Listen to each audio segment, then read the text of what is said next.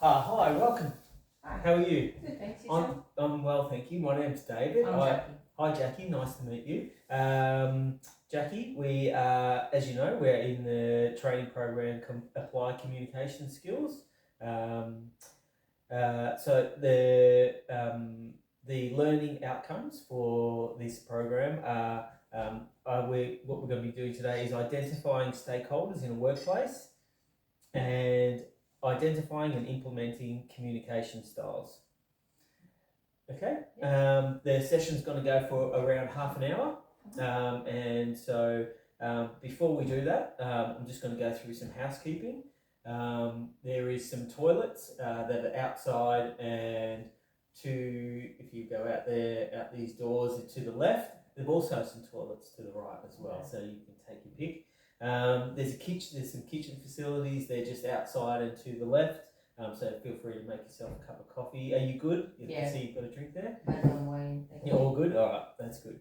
But in case you do need anything, there's a kitchen out there.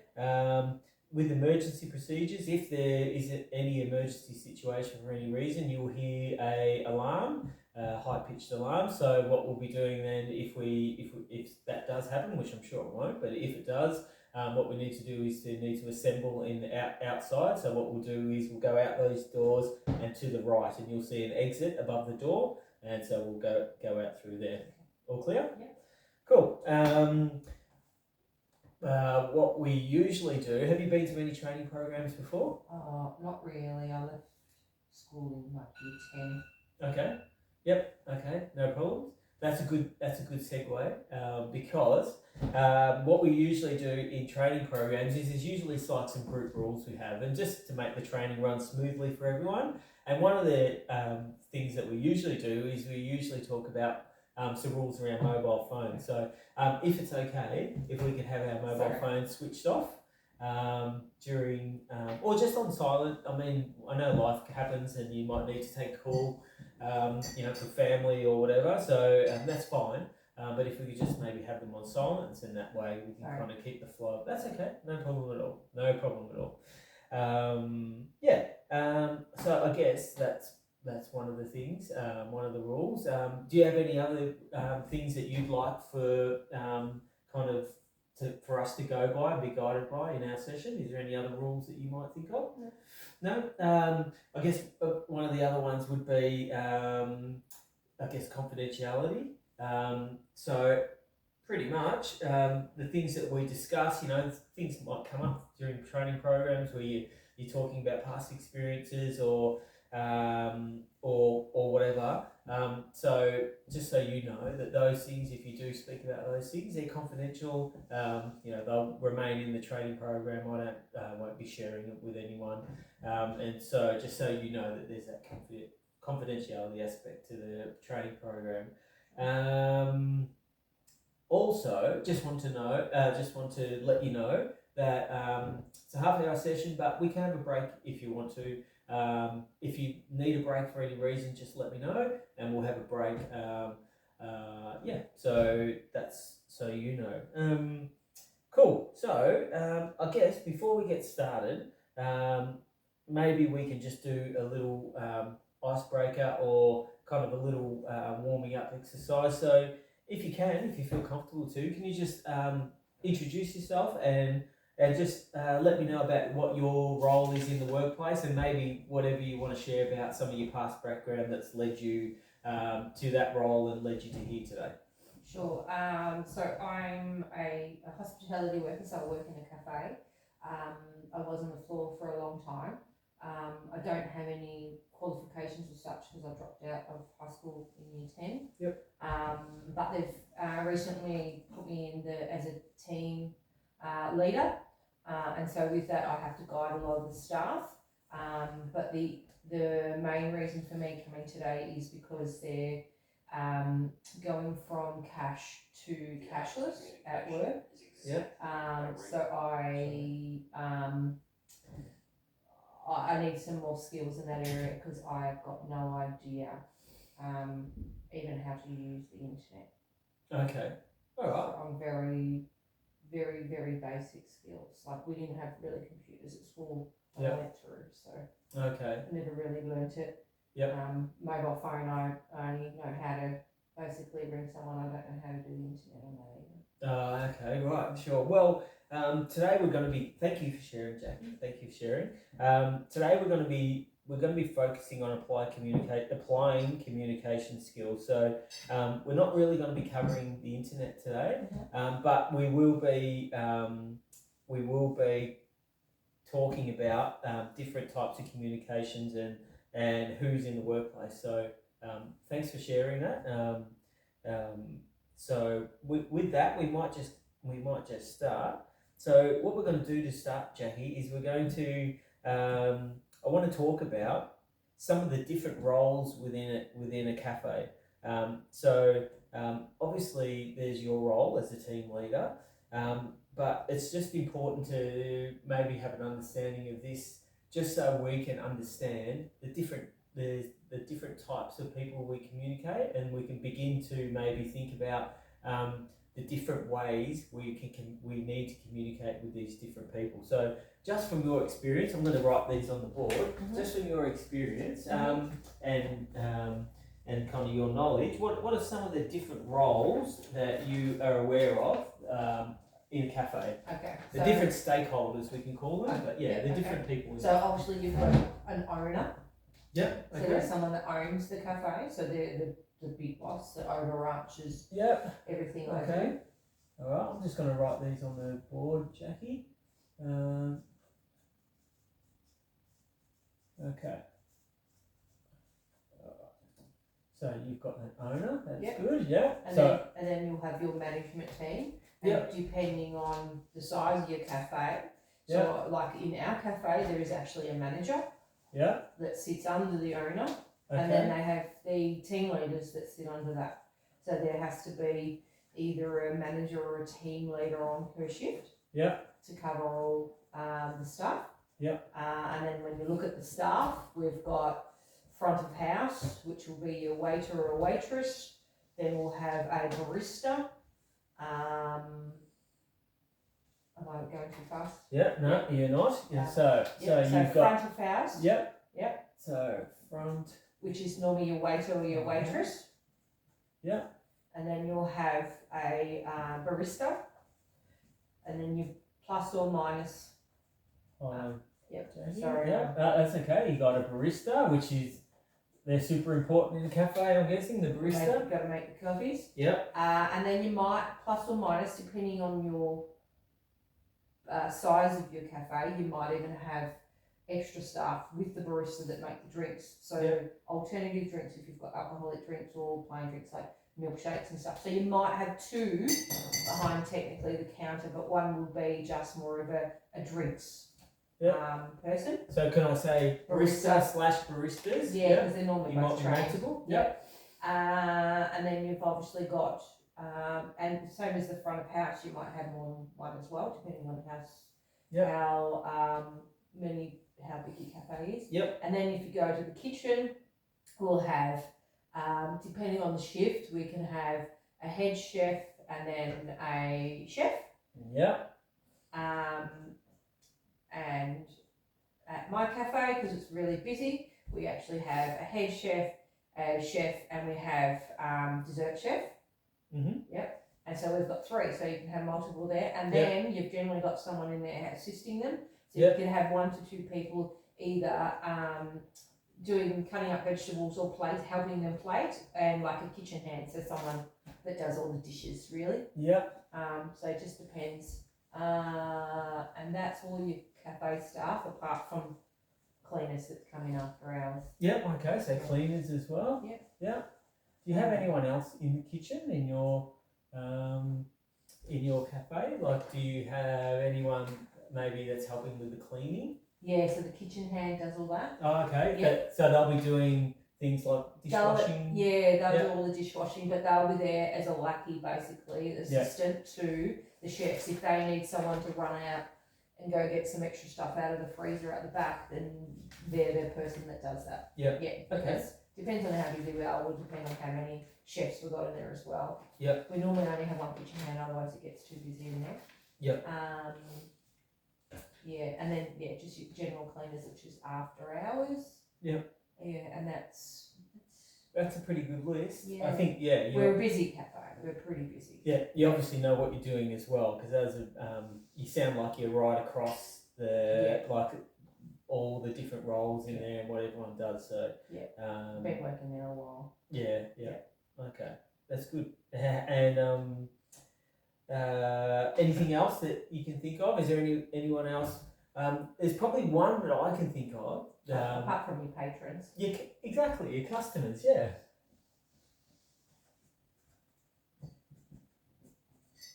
Perhaps maybe the most important, maybe. Sometimes the least important if you don't want them to be around. Yeah. Most of the time they're nice. Yeah. Okay, good. So they pay my wages.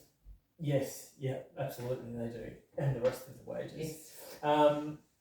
So in your experience, Jackie, does your communication method and the way you communicate, does that vary depending on which one of these people that you're talking to? Absolutely. Yep, and I guess being conscious of appropriate ways to communicate depending on who you're talking to. Do you find that that's an important aspect of your role and something that you need to make sure you're mindful of? Yeah, well, obviously as a team leader, I have to be, like I don't have to be, but I should be respectful to everyone as well. So that is a blanket rule on how I communicate. I have to be respectful from all the way from the clients all the way through. But yes, I'm not going to be teaching the chefs what to do, but the staff under me, it's more of a teaching role.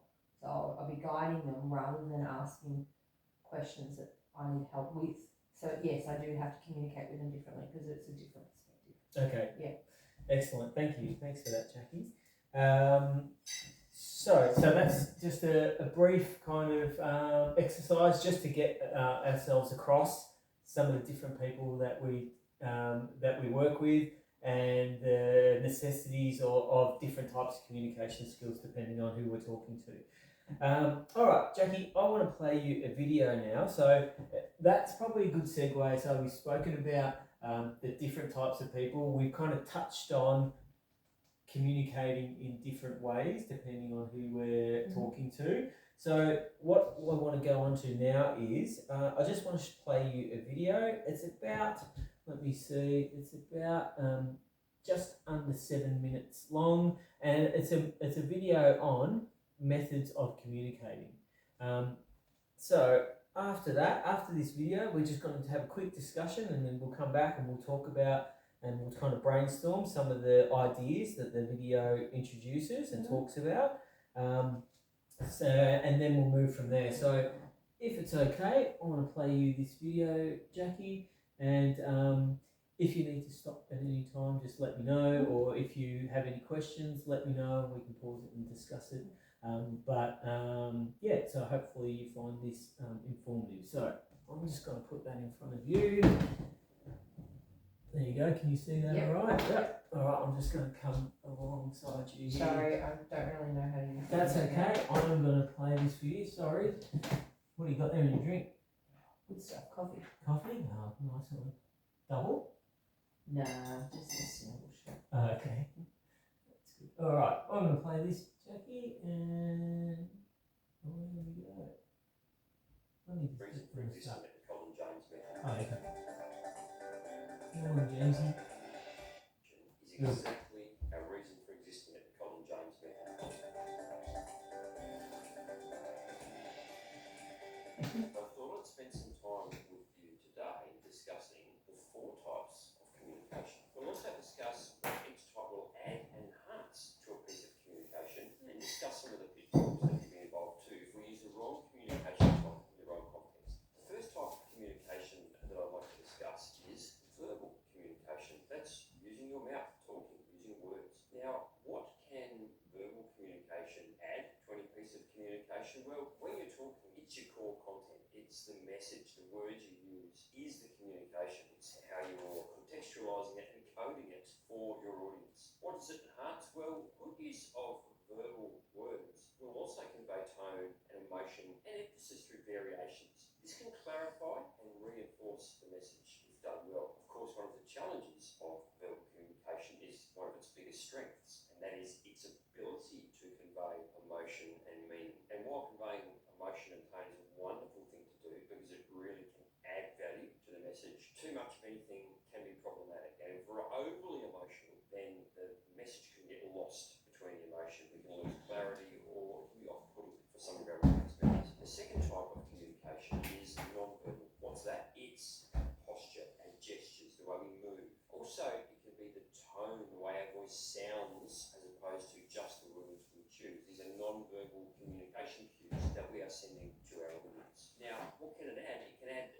context, it can include messages through use of the face, it can really convey the spirit behind which a particular piece of communication is being launched at an audience. How does it enhance communication? Well, similarly to verbal communication, it can add a lot of hidden meaning that we wouldn't get if we were just reading a word on a page. We can get tone, we can get emotion, we can get context. Non-verbal communication can be very effective in that way. It can also add some really great variety in the way we communicate. Think about the idea of using gestures and what that can do for you. For example, a profitable year is nothing like a profitable year. A potential drawback with non-verbal communication is it can sometimes send quite unintended messages. For example, the way we use our gestures or our posture can sometimes put the lie to the words that come out of our mouth or completely flip the meaning of the words. Let me give you an example. I'm going to say the same thing twice with exactly the same words and tone of voice, but I'm going to change my gestures, and you watch how this changes the meaning of what I'm saying for the audience member.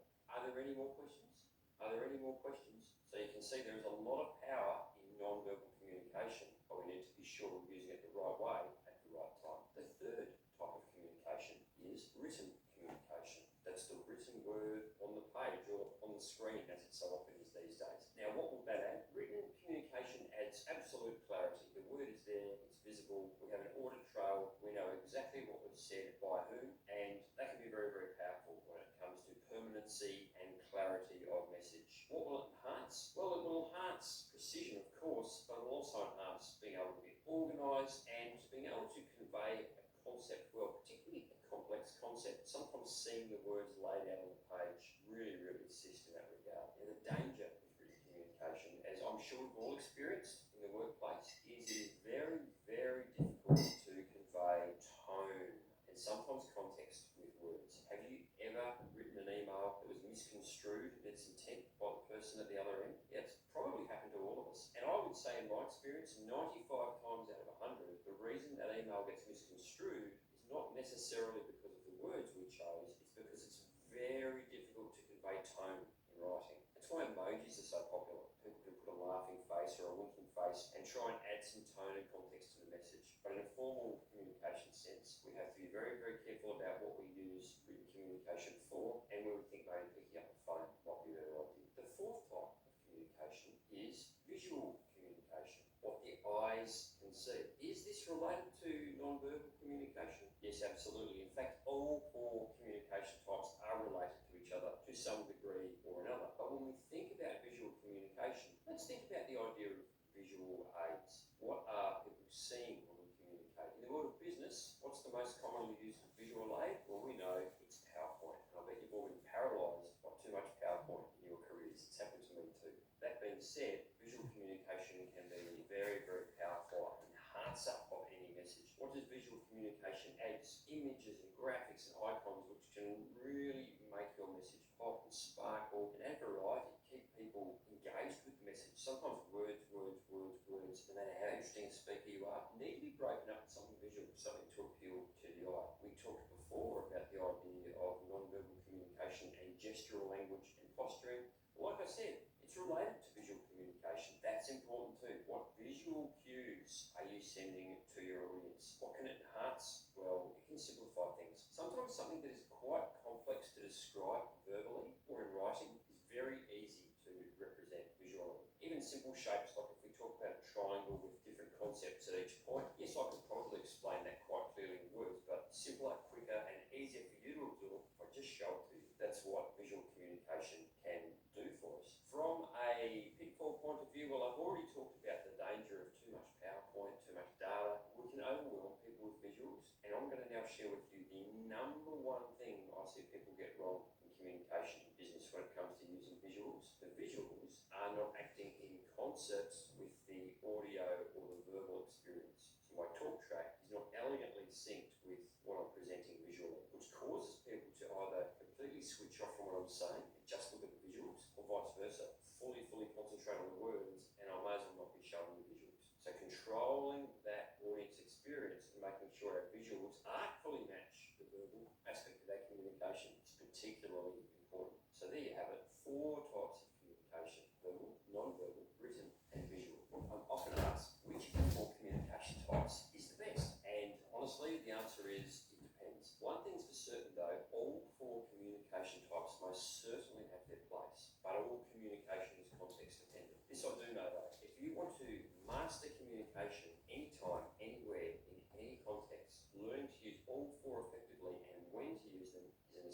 skill.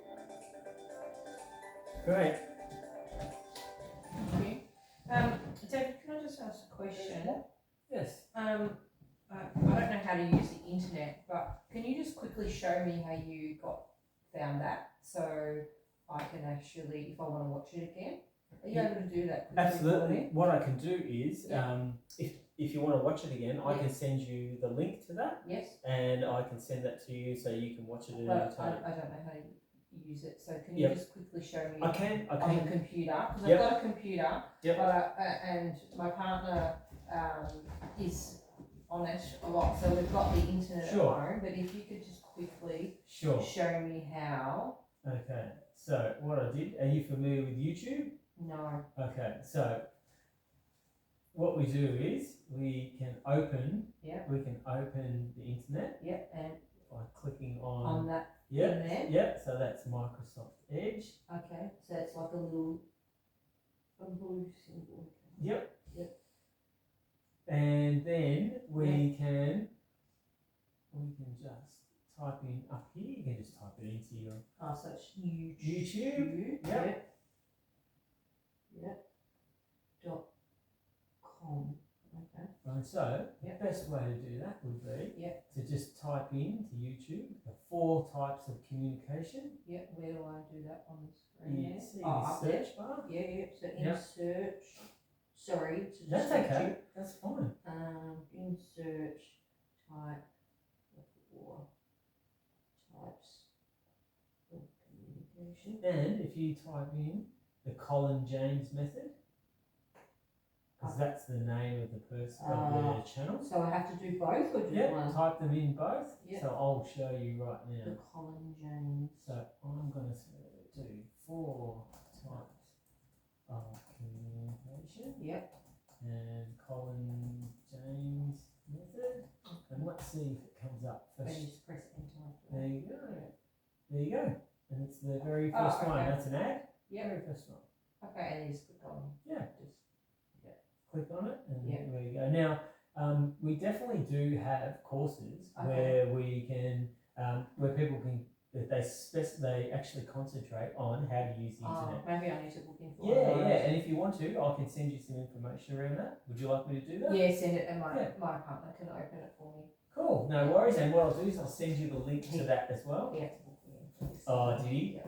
Well, there's no time like the present to get working on stuff. And if you haven't done it a lot, it's really hard to get good at something. So I'm sure I can just see by the way you conduct yourself that you're very intelligent, and so I know you'll be able to get it very quickly. I'm Thank you. very confident of that. Okay, so we good with that? Yep. Yep, sweet. Thank you. No worries at all. So just from that presentation, obviously, can you tell me so we're going back to your stakeholders. Yep. What are generally the 4 methods that we communicate with all these people and everyone really? What are those 4 methods of communication? That was verbal, Hold on, Jackie. Yep. verbal, We had verbal. Yep. non-verbal, Yep. written, Yep. and visual Excellent. You were listening. and writing. Good. Good stuff. Good. And did you have any kind of thoughts, or we'll move on quickly? I just want to make sure you got that. But did you have any thoughts on the video, and I guess reflecting on kind of these different types of communication methods? You know, the positives, negatives, or otherwise of any of these. Did you have any thoughts? Yeah, well, I think for me, moving into that team lead space, I will have to be mindful of my non-verbal, because I'm obviously in charge of staff now. So if my even the verbal, even my tone's wrong or my body language is off with staff, they can misinterpret that. Yep. Yeah, and obviously we don't use visual. We wouldn't use visual on anyone except for mainly the kitchen staff and Yep. the client, the patrons. Yeah, with lots of signage and All menus and Yes. stuff like that. In the kitchen, there's lots of not so much out in the front, but in the back, we use a lot of visual because of safety things. So if someone cuts themselves, there's signs up or a splash or Yep. you know whatever. There's all the safety stuff in there. So Okay. we probably use all of them in the workplace, but yes, I think they all come in handy in my workplace. Great. Yeah, in different areas. Great, no worries. All right, Jackie, just to try and consolidate some of this learning, what we're going to do is just a quick exercise, probably go, maybe a bit under 10 minutes, and it'll take us right to the end of, maybe even less, maybe a few minutes, it'll take us to the end of our session. So what I want to do is, on your bit of paper, I can see you've got some paper there, I'd like you to try and think about maybe an instance for each communication style where verbal, say for instance, verbal would be appropriate and inappropriate. Yep. So we're thinking of scenarios here. Yep. So where a scenario where verbal would be an appropriate way to communicate and inappropriate. And same with non-verbal, written and visual. Alright, so one of each, Yeah, if you could do one of each for me, that just give it a go. We've got about 5 minutes and then we'll I'll come back to you and we'll see how you went. Yeah, sure.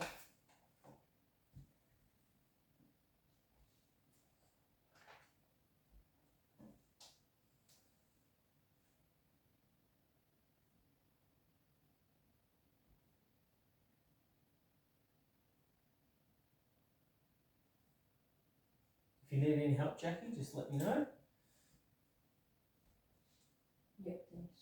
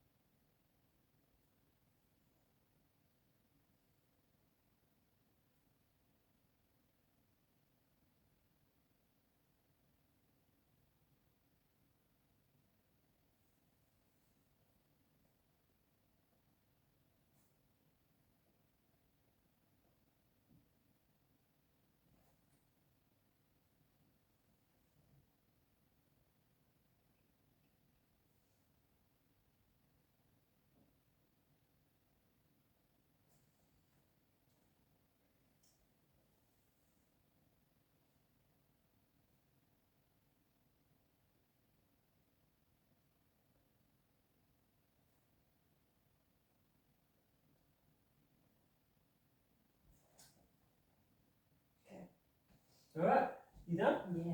Oh, So good stuff. All right, what'd you get? okay. So verbal, the appropriate is when you're having a discussion with someone at work. So you're just talking to them, whether or not you're explaining a task or Giving something. instructions, yeah. Yep. And when would it be inappropriate verbal? Yelling across the room to get the staff to come to you when you've got a room full of customers. Perfect. Hey, get over here. Yeah, all right, excellent. What about non-verbal? All right. Non-verbal, instead of me yelling across the room for them to come, you could give them a hand gesture to come over without interrupting the room. Yeah, and perhaps with like a positive, Yes. so they're not going to get worried. Yeah, great. And when would non-verbal be inappropriate? When you're talking to someone and you've got a frown on your face, so like that body language is wrong for what you're trying to deliver. Perfect. Looks like you're picking up what I'm putting down, Jackie. It's good stuff. What about written? So we don't do a lot of writing, but if we still did orders on paper, you would write customer's order and then give it to the barista or the kitchen staff. Perfect. Yeah. Can you think of any time where written would be inappropriate? When you're standing next to the barista and you write them a note instead of just talking to them. Yeah. Kind of a bit impersonal and not good They at probably think fostering positive no, relationships. they probably think they're going to get in trouble if you slide them a note. Gotcha. Just briefly. Yeah. What about visual? There's obviously there's limited in our space, but obviously the kitchen we've got those, as I said before, the safety stuff, the hazards and all the stuff in the kitchen. Yep. So with the staff, if something goes wrong, they know what to do, and it's an easy visual prompt in writing and pictures. So it's a bit of visual as well as, you know, writing in that. And then inappropriate is to have all that stuff in the client space, scaring them. Yes. Yeah. So Perfect. Yeah. They yeah. don't need to know that. They don't need to know the No. nitties and gritties of getting a splash of oil in your eye. Yeah, and stuff yeah. Like that. Yeah. Excellent. No worries, Jackie. Well, do you have any questions around anything that we've gone through today? No, I don't think so. No, because you helped me greatly with that internet. Thank you. You're welcome. Very welcome. No worries, Jackie. Well, that's going to be the end of the session. Thank you for attending. I hope you've got something out of it. And I will definitely send you those links to that video. Yep. Yeah, thank you. Thank you. And thanks for your time today. Yep. And I'll book in for that course, I think. Yeah, okay, no problems. Yes, I will send you that information as well about that course, how to use the internet. Yeah, that'd be very helpful. We're moving to the iPads, as I said at the start. We're moving to more of a cashless thing. So I think I need some better skills. So thank you for that. No worries at all. Thank you, Jackie.